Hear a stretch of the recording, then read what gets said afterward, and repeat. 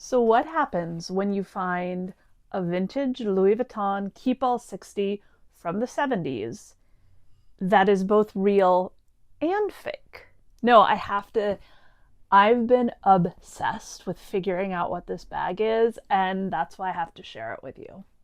So I volunteer at a creative reuse center. They get donations of art supplies and sewing and craft supplies and sell them back to the public, raising money for arts education. It's in San Francisco. And sometimes we get donations of vintage bags and clothes, usually nothing, that awesome. So one day, this bag randomly shows up. And of course, everyone just assumes it's fake. And when I saw it, out of the corner of my eye, there was just something. I am not a vintage expert.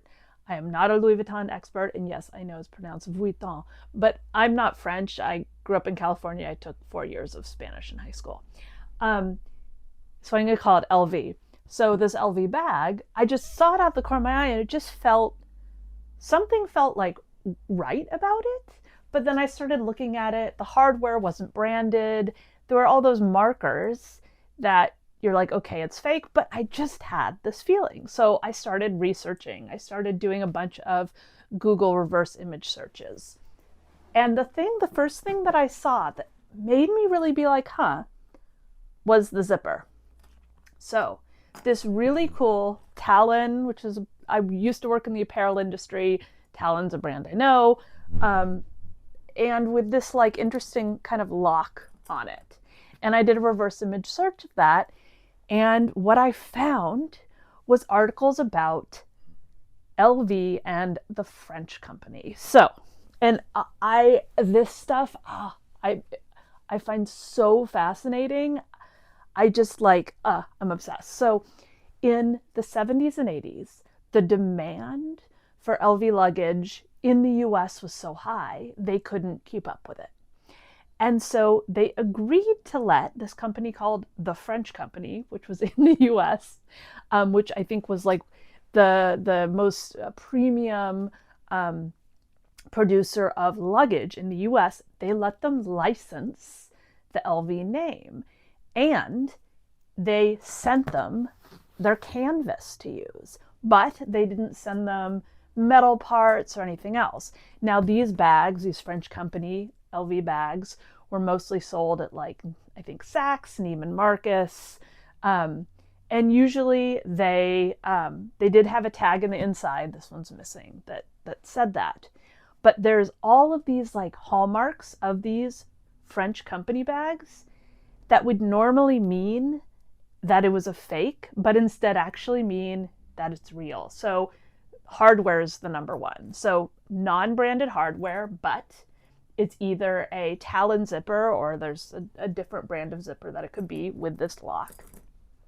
So some things that are very specific about LV bags, and you can know if something is real or fake, is in the Keepalls, the canvas always wraps all the way around. So it's up on one side and facing down on the other. So this one doesn't do this. It has this seam here. However, with the French company bags, they had a seam down the middle and they had both the sides going up. So again, another key thing with LV bags is you will never ever see the LV logo cut off anywhere, at any seam, at any, it won't be covered. Again, that sometimes happens. I mean, kind of think about it like, it's crazy to say these were, less premium, less expensive. They were than the LV bags, less special. But they're still, for bags made in the 70s and 80s compared to how bags are made these days, incredible quality. So another piece. And because it has that seam, you have that seam kind of down here. This is this Talon zipper, and I think this is called a Tucky lock system.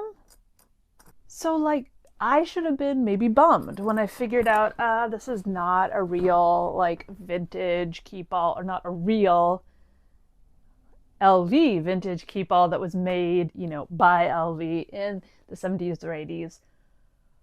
But I actually am now even more obsessed with this bag because it's like a piece of history.